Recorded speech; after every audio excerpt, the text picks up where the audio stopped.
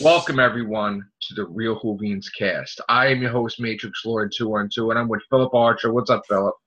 Morning, Joe. What's up, Scott? Hello, all.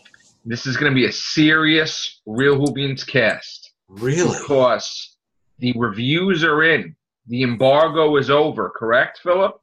Correct, absolutely. And we have to do some investigative reporting here. What sort of investigative report? Because I sense my spider senses are tingling. Mm-hmm.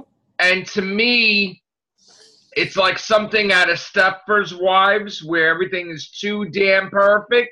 Mm-hmm. And it is? There is no imperfections. There is nothing wrong with Doctor Who. Doctor Really? Who is the greatest thing it's ever been. But Series 11, everybody loves it. Nothing wrong with it. And you know what I say to that? Bullshit, Bocephus? Bullshit in a handbag. That's a blue box that travels through time, okay? I'm sorry. I'm a huge Whovian. I love Doctor Who. I'll do over 1,000 casts on Doctor Who. But if you're telling me that your poop smells like roses, that's doubtful. Okay? I'm sorry. I'm sorry, man. I don't want this cast to be negative. Wasn't there something that came out saying that people weren't actually thrilled? Anything that comes out doesn't smell good. I'm sorry. Anything that comes out doesn't smell good. Oh, we're talking about something else. No. That. Okay, so Phillip, lay it out. Lay it out for us. Well, let's start from the get-go. We all know that the TARDIS is not to be seen anywhere in this episode, for one. You're not going to see that for a while. Right. Secondly, let's go with the companion. We now learn that Graham, played by Bradley Walsh, is the husband of Sharon D. Clarke, who is now called Grace rather than the other name that she had before. We knew that already, though, on the real. Yeah, we knew that. We knew that shit already, but now it's confirmed. Yeah. So now it's confirmed about something we said hundreds of casts about. Yeah. Okay. But Tosin, the guy that plays Ryan, is Graham's stepson. Oh. No shit. And what did we say, Scott? Stepson. What did we say? Or He's possibly fucking related to somebody in the fucking companion group. So he's related. I assume he's related to the to Sharon D. Clarke's. He's related. We got two. Mm-hmm. Scott, we got two. There we go. What else? What else? Mandip Gill's Jazz character. She's just a bored policewoman. Is she like half sister or some shit? No, she's not connected to them in any way. Okay, she's a girlfriend. No. Okay. I think she may have caught up with Ryan doing some sort of criminal activity, and that's where they kind of connect together. But still, there's this sort of intricate bit. Maybe? Sorry? Boyfriend, girlfriend, maybe. Maybe. No. Not that we know of. They're all on separate things. Also, Ryan's character has a disability, which we can narrow down to a learning difficulty in regards to riding. In regards to riding bikes. Remember the other day when Colin mentioned about the greatest bike ride, the strange bike ride they're having a little things there. That's to do with he can't ride a bike. He can't ride a bike, so he has he has a coordination difficulty. That's the word for it. There's a name for the thing that he's got. In other words, Chibnall's got that as well. I take it with the way. Yeah, he gave it a name, dyspraxia. Okay. If you look it up, you'll find it. That's the greatest. Okay. There's a foundation for it. Read the reviews. Let's go. Oh well, what else you got? What other facts do you got? I'll have to bring up a review here and there. And these are spoilers. They're not really. There's no real spoilers. Well, yeah, because we spoiled it already a long time ago. Yeah, that's true. But the mainstay of the episode is about them finding each other and getting to know each other. The monster threat is on a low part to the story. Okay. So that energy creature thing, that ball thing, doesn't really pay that much. From what I gather, it's a secondary to the whole getting to meld together as a group. Okay. So I reckon that the kickoff of the series is probably going to start with the next episode rather than this episode. Okay. What do the reviews say? The reviewers, most of the reviewers are very positive, like you said. Well, could you read them?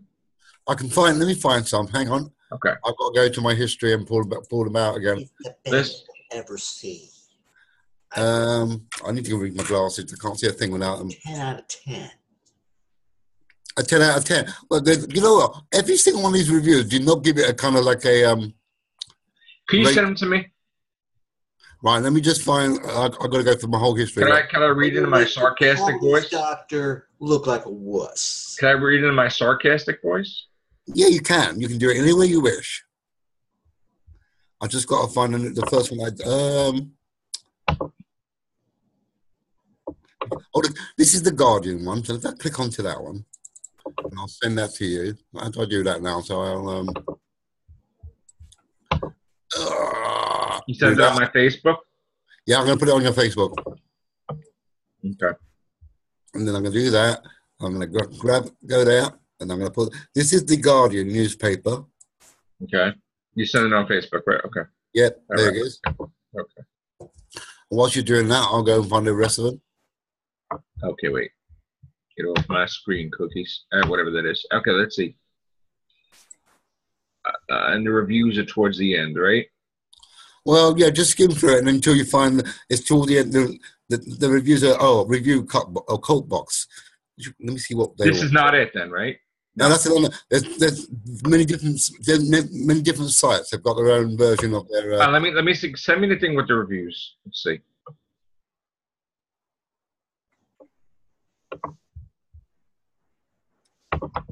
Here we go. Let's try this one. No, that's not it.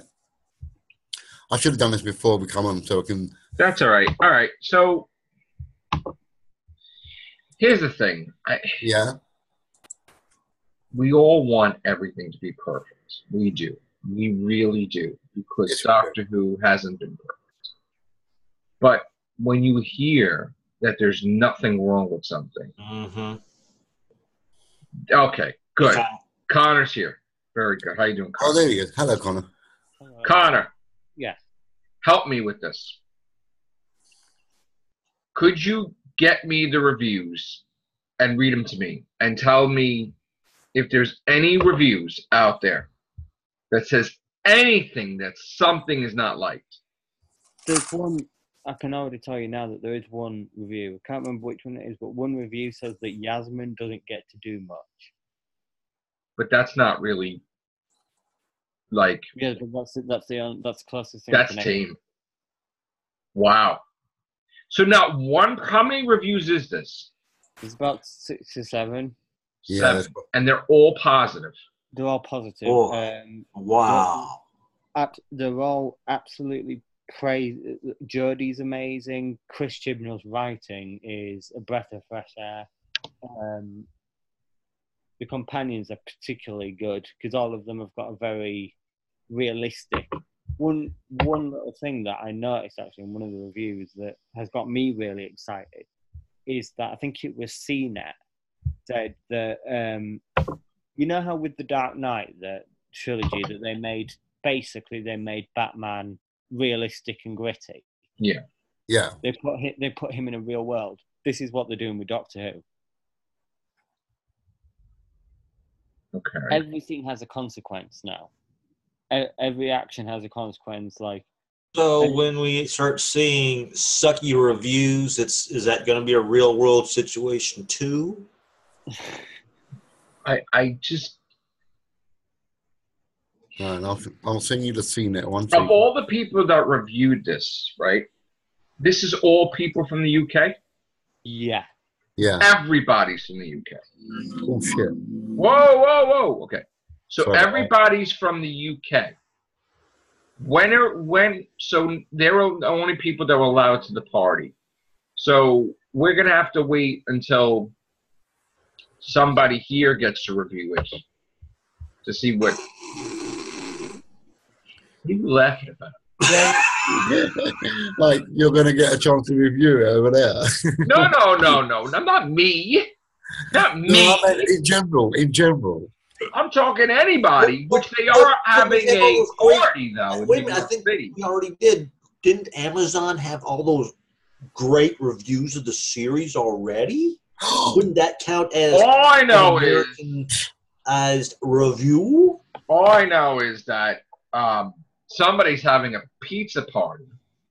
Free pizza watching Doctor Who in the city, which is interesting. Ooh. So I take it you're not happy the fact that it's overly positive. Oh, no, that's not the case. I'm not happy. I'm happy that you're happy. I feel like that's from an episode. Oh, wait, yes, it is. Happiness Patrol. I'm sorry. I'm happy that you're happy. I'm happy that you're happy. Happiness will prevail, but is everything really happy? Or do they want it to be happy? There's obviously going to be a little bit of bias because they're all employed. Bias is a ugly word. But it's true. I mean, how about we not use the word bias? How about can't there be something that people don't like? That, in other words, the episode is still excellent and great, but they don't like something. Like, you know what I'm saying? Like, instead of it being a 10 out of 10, it's a 9 out of 10. That's not really negative. Yeah, but if that's not negative, though, if it's a 9 out of 10. If they really like the episode, but they don't want to say anything negative about it, so they just shower it in positivity, then. But are they not allowed to say anything negative? They're not. Then they're not going to say anything negative if they're employed by people that are associated with the BBC. Ah, now the plot thickens. Boom! There but goes this has always been the case. Why are you surprised? I'm not surprised, but it's funny how.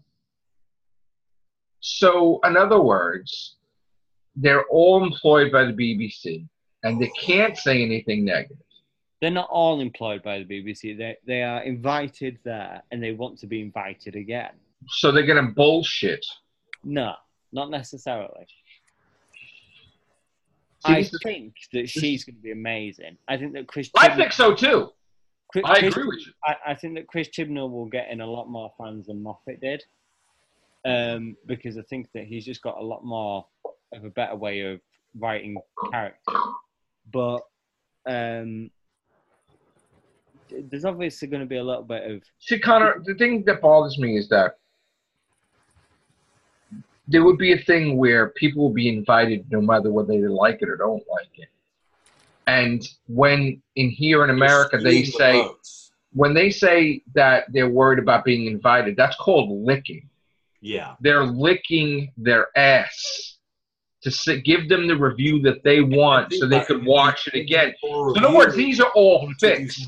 Either they're not going to include that. So I'm sorry, but when you say that, they're fixed because they want to be invited again, and the prestige of getting to see the episode before anybody else is more important than actually giving a true review, though. So why would we want to even listen to any of these reviews? They're not necessarily fixed in that, like, there have been people that have been to premieres and stuff that have reviewed it partly. And then people that didn't give it good reviews are not welcome back. That's right. But see, that's it, though.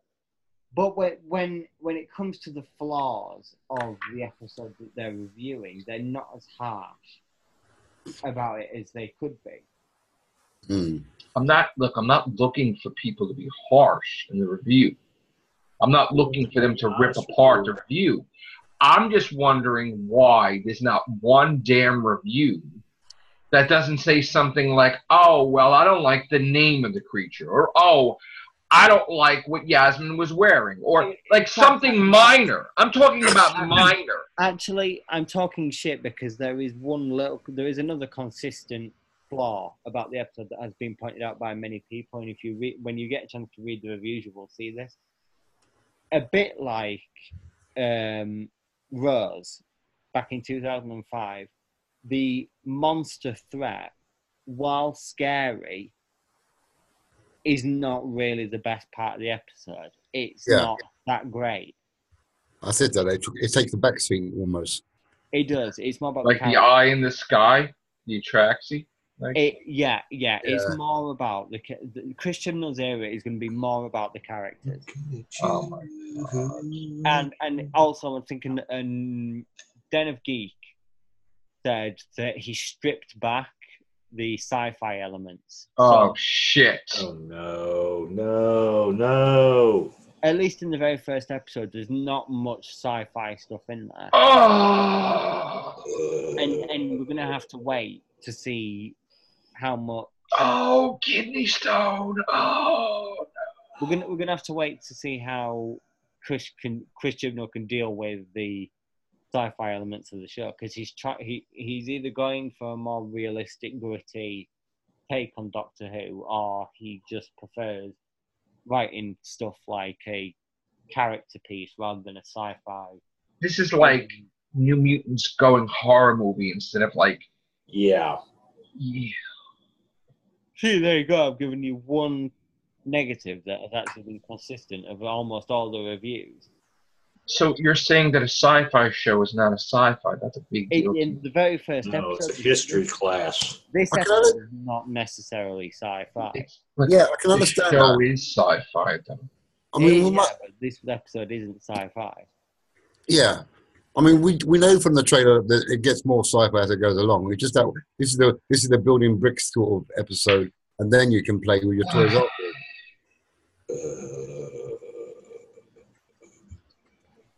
Yeah. And where is the TARDIS? Good question. That's not. At the premiere, someone asked Chris Chibnall, I think it's, when will we see the TARDIS? And he said that we might not see very much of it. I gotta tell you right now, that's it. That's it. Now I'm pissed off. That's fucking it. Okay? I'm gonna fucking say this right now. I am not gonna tolerate that bullshit. Okay? Not that, we're so sophisticated and the doctor's so sophisticated, she don't need the fucking TARDIS. See, I see where this is fucking going. I see where this is fucking going. You get rid of the TARDIS first, then next year she don't even have a fucking sonic screwdriver. Now you need now you get a kettle and a string, and now you're trying to do some fucking weird ass shit. Okay? And then all of a sudden the doctor's also human and no longer alien. Listen to me. This is bullshit. The show has the fucking TARDIS for 55 fucking years. Don't come in here and start making it into Little House on the Prairie. Yeah. Some little weird shit going on. Don't That's go overboard. not sci-fi, but it might be a Broadchurch in space shit. And that's exactly Don't what he's do trying that. to do. It's exactly what he's trying to do. Educational, fucking, according to them, educational. Not that it's actual history educational. I'm very concerned now because now you're getting. I'm sorry, I have my fucking limits. If I don't see that fucking TARDIS in 9 out of 10 fucking episodes, there's going to be a problem. There's going to be a serious fucking problem. Then you might get a glimpse of the TARDIS. Well, you might get the TARDIS at the end of the episode. We don't know. With all the fucking money they got from China, there's no fucking way that TARDIS should not be in those episodes. Saying the TARDIS should be there. What the fuck did they do with the money that we don't see the TARDIS? They used it for travel expenses. It will be there. You just won't see very much of it. Yeah. You can't afford to be inside a TARDIS console? It's not about whether or not they can afford it. It's just that what purpose to the story. Because that's how the fuck are they going to get around? Yeah, but I mean, also. Let's hold hands, kumbaya, and let's go around in a circle. Yeah. To be fair, one niggling thing that I have about Moffat's series that there was a great many episodes that were only about 50 minutes, 45 minutes, where he spent about 10 minutes of it in the TARDIS. But okay, but listen to me. You have to understand something. What you're talking about is you're talking about changing the fucking show. That's like taking the adamantium out of fucking Wolverine. And we know what happened when they did that shit for 11 years. The fucking comic was in the toilet. Okay? Robots of Sherwood, great episode. First 10 minutes was in the TARDIS. So what are you doing? Of course it's going to be in the TARDIS. Not the first 10 minutes. But you still have to be in the TARDIS at some point. Yeah, but don't remember, the TARDIS is Dewhurst. It's exploded, right? We're not going to have the TARDIS in one piece. I can't believe the direction the show's going. What's the episode? The Mind Robber? In Patrick Trout, the TARDIS was in fucking pieces. The console, they were fucking. It was as destroyed can be. Okay, right. and it got back to the way it was. Okay, it's happened numerous times. Yeah, that the TARDIS was able to. Now you're saying that it's taking a whole fucking season for it to reformulate itself? No. A couple of episodes at the most. But we are going to have the TARDIS for most of the season. Yeah, we are. Yeah, of course we are. But the TARDIS is not very much of it. I mean, it has to take them around. It can't use the Vortex Manipulator the whole damn season. No, that's not going to happen. You know that. All right. So I already am a little annoyed. But, okay, let's see. I think she's going to be brilliant. In fact, I'm way too sure of myself that she's going to be brilliant. Well, that's not in question to me. If reviews are to be believed, she is getting one of the best receptions to a new Doctor that I've ever seen. Yeah. Right. She might be a favorite. I think she will be. But it's just not just about that, though. You cannot have the greatest Doctor known to man and fucking shitty-ass villains, though. This is ridiculous. You can't have that. What do you mean by shitty-ass villains, though? Villains that are forgettable. Mm-hmm. Okay, that's a good point. Because, like I said, they're probably going to come up with villains to where she can easily defeat them, so that way they don't try her and make her... I just don't want it to be at the end of the season where, like, man, Jodie Whittaker was the fucking greatest thing ever. Who'd she fight? Oh, that fucking thing. It's like, I don't want to hear that shit. I don't want to hear shit like that. Because that will annoy the shit out of me that the villains suck so bad we don't even want to remember. It's not that we can't remember their name. It's that we don't even want to remember our name. That our consciousness is saying, hey, it sucks so bad, don't remember their name. They'll purposely put the silence in there. So, you could have the greatest Doctor known to man, but you also... See, it reminds me of that Spider-Man comic. Because, and I hate to bring that up at a point, just like the Evil Within from, like, Star Trek episode. Doctor Who is made up of a lot of different things. It's, of course, the Doctor. It's, of course, the Sonic Screwdriver. It's, of course, Gallifrey. It's, of course, the TARDIS. Traveling through time, having companions, and then having that kind of mean streak or something that has to be kept in check where he needs companions, she needs companions, or else she goes too far, he goes too far, whatever. You also have villain base. You also have threat levels. You also have different things. You have emotions. You have family ties. You have consequences. You have what happens when you break your consequences. You know, the moral ground of the Doctor, the secrets of the Doctor, never saying his name. If you start taking away most of that, it's not Doctor Who. Like, as much as a showrunner wants to come in and do a nuance and do something different, Jimmy. Hey, Jimmy. As much as a showrunner wants to come into Doctor Who and do something different, you can't have a showrunner that comes in and says, we don't need the TARDIS. We don't need this. You know what? Let's take away 17 things out of Doctor Who. She's going to be brilliant.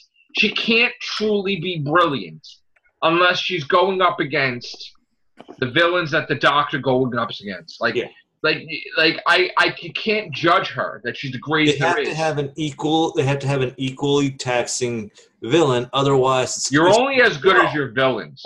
Okay, I mean that's been a thing even in the comics. Like, you're only as good as your villains. Like, if you have strong villains. And again, I'm not trying to. I'm just saying that in order for her to be brilliant, true, besides her acting ability, she has to fight people that are of importance. In other words, that the writer not only invests time in developing her character, right, and her Doctor and her personality and everything, but the writer also invests time in creating a villain. If they're creating a new villain, that's interesting, that has a purpose, that has, like, strengths and weaknesses and stuff that maybe we can feel for the villain or not feel for the villain or hate the villain. Even hate the villain is something that you get an emotional reaction from a person that invokes that type of emotion, where even you can say, I fucking hated that villain, he's so evil or something. If you just have her being brilliant, and then somebody says, who's she fight? Oh, that thing. What thing? Did it appear in 17 episodes? No, it just appeared in one episode. Okay, well, what did she fight in episode 2? Oh, that witch thing. Like, I mean, you can't just fight all new villains. Yeah. You gotta have, she's gotta face somebody familiar, and it's not just about facing things, too. It's about the history of her, too. Mm-hmm. Gallifrey, this. You can't just, like, what annoyed me when we saw the 13th Doctor, in a pose with 13 women doctors, right? That annoyed the shit out of me, because I'm like, there's fucking, how many actors before her that they should have been behind her? Like the new Doctor's always in the front, right? Mm-hmm. So what the hell is this with 13 women dressed up like Joe? Like, it's like they're fucking white, like they're women washing Doctor Who, where, like, that's all fucking forgotten. Like the comment they made that fucking Peter Capaldi wasn't fucking universally accepted. That was bullshit too. Mm-hmm. Because people did like Capaldi. Not everybody, but still. And it wasn't about him. It was about the fucking writing. Yeah. Hi, Jimmy. How are you? All right. I know you're listening to some of the stuff we're saying. Yeah. I want your take on what's happening lately, because it seems to me that they got all these reviews in, but they're kind of like, what's the word I can use? They were given these nice reviews, so they're welcomed back to see the episodes early. So in other words, it's like if they say anything bad, they won't be welcomed back. So what does that tell you, basically? Yeah, it's bullshit. I don't even want to read the reviews because it's bullshit already. Yeah, it's all crap. I mean, they could, and I hope I didn't upset Connor. I don't know if the internet. I don't know. I'm like, I just looked around and noticed Jimmy took his. The thing is, to me, is that, and it's the same in every country. I mean, you got to be invited to these things, and it's got to be a thing where it can't be a one-sided thing. It can't be like, oh, if I don't give my true review, I'm not welcome back. It should be a thing that no matter what, if you were invited before, you're invited again. Mm-hmm. If they don't like your opinion, because if we start to get in a society where people are lying about the review, then it's not a genuine review. And then there's no reason to have any reviews anymore. Yeah. And that's not something I want to talk about. I don't want to talk about, listen, I'm telling you, I want her to be brilliant. And I'm looking like I'm going to like her, but I don't need fake news reviews. And if it's a thing where I don't care what anybody says, if they are giving a review wanting to come back, they're going to give a shitty review. Mm-hmm. Stuff's going to be exaggerated. Like if they thought the episode was okay, they're going to exaggerate it saying it's fucking great. And that's what I'm concerned with. Okay. Yeah. You know what I'm saying? Yeah. And I know Connor wasn't going to watch it, right? Because I thought he was upset, but now he's going to watch it, which is great. I mean, I want him to enjoy it. I want him to watch it too, But I can't get excited about a review where they're licking. Either they're employed by the BBC or they want to be welcomed back by the BBC. And that, to me, is just, I won't even look at the review or talk about it. Now, when you say it's reviewed here, where people don't give a shit if they're welcomed back because they don't even live there, and they get to see it, here, that's going to be a different story. Because I got to pose this question to you, Phillip. Go on. Doctor Who is from the UK. Which yes. I wouldn't have it any other way, by the way, okay? Because we didn't fucking really do that clearly anyway. But anyway, right? It does have a heavy influence on your side. I agree. That's where it belongs, right? And I'll watch it, right? What's going to happen if Comic-Con comes going up? Well, oh, what's the noise? Oh, okay. What's going to happen? I just muted you, Jimmy. I'm sorry. What's going to happen if Comic-Con comes along? And again, you don't want you people being embarrassed. Okay?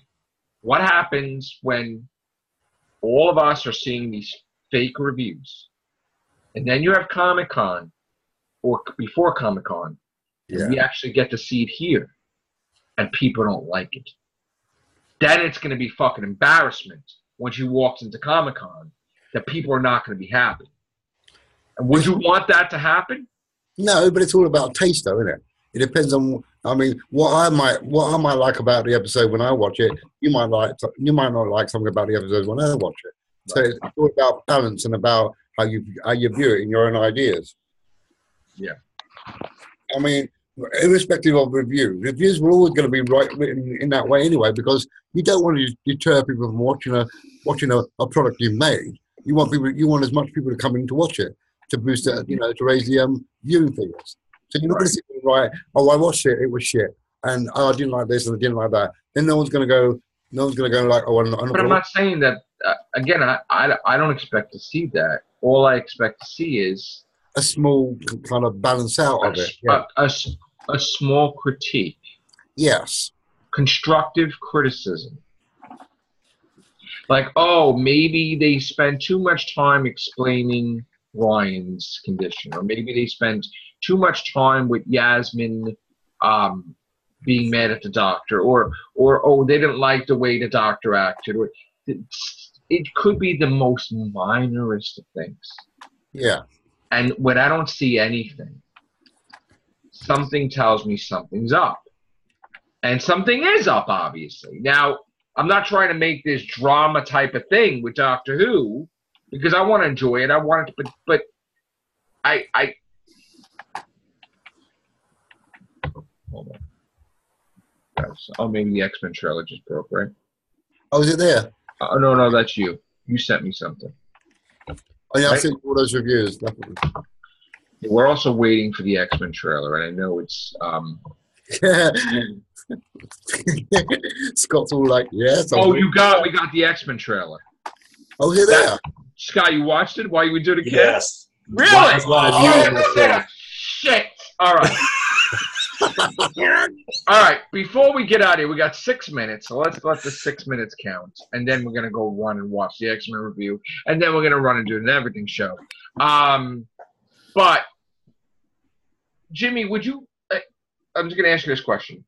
Based on what we just heard with the reviews, would you even want to listen to the reviews knowing that they're probably bullshit? No, I wouldn't either. We don't want to listen to them, don't want to read them, don't want to. No, because, like you said, it's just all garbage. Bear in mind that they're all going to be positive because they have no other choice.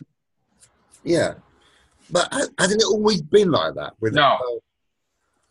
Sure. No, it hasn't. No. Well, you would always have a few downtrodden ones. We've had stuff all the time when they reviewed Matt Smith's episode of Peter Capaldi, and some of these big companies would be like, oh, well, I don't like the way Matt Smith's acting. I don't like his doctor. Like, they flat out critiqued it. Flat out. Like, whatever it would be. Oh, I don't like the gangers. They suck. Or some shit. It was, right, Scott? Cool. Flat out, Scott, right? Mm-hmm. They would fucking say shit. Flat out. And it wasn't about, oh, are you offended what I said? No, they would say what's wrong with it. Yeah. Like when they reviewed 11th Hour, some of them said, what the hell is that? Special effects, they lost money? Like they don't have money to make Doctor Who's live bonus guy. Even Moffat said he almost he got in so much trouble for that. He said that. I was almost done with Doctor Who when I saw that shit.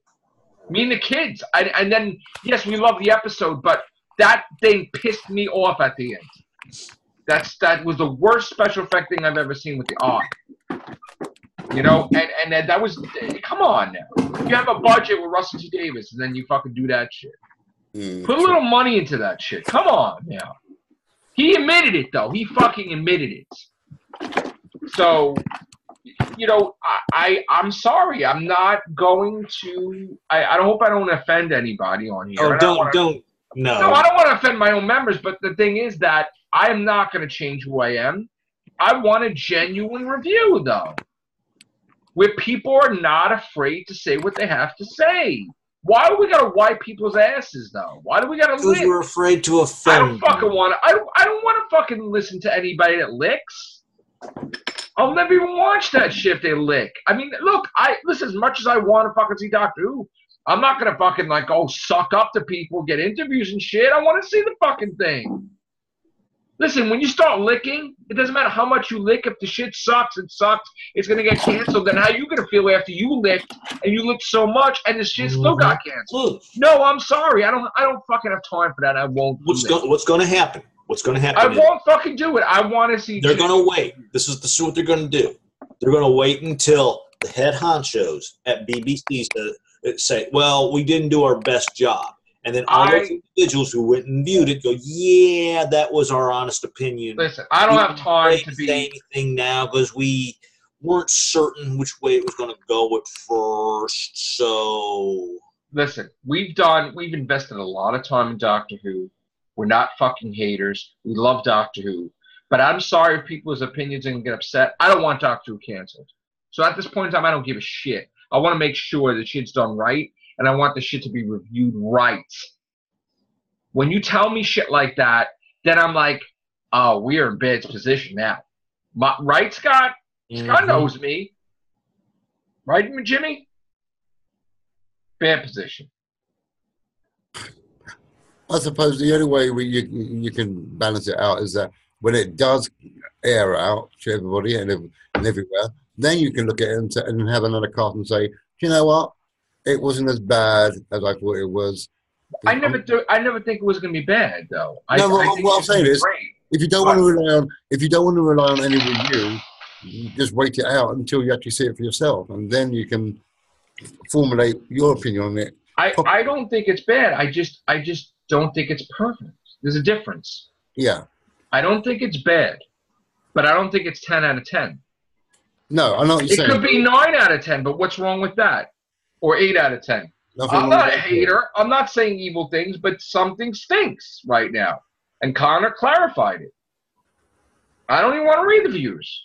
I don't want to read it because it's fake. Yeah. It's paid. It's paid.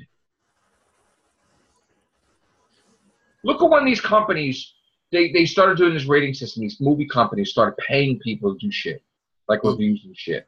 That's not genuine. Yeah, nobody's paying us. Nobody's paying us. And I, first of all, honest to God, and if they were going to, I wouldn't even fucking accept it if I needed money or not, because I'm fucking not going to be fake. If I don't like something, I don't like it. If I love it, I love it. But I'm not going to have anybody's money influence me. Yeah. The other thing that bugged me a little bit was that a select few YouTubers were allowed to go in and watch the actual episode itself. Yeah, the people who lick. Yeah. Which is disturbing. And that was people never said a bad fucking thing about an episode. Ever. Ever. Fine. Well, all right, guys. We're going to go watch the XMen trailer now. Yes. Yes, please. And we'll be back with the Everything Show. Take care. Bye for now.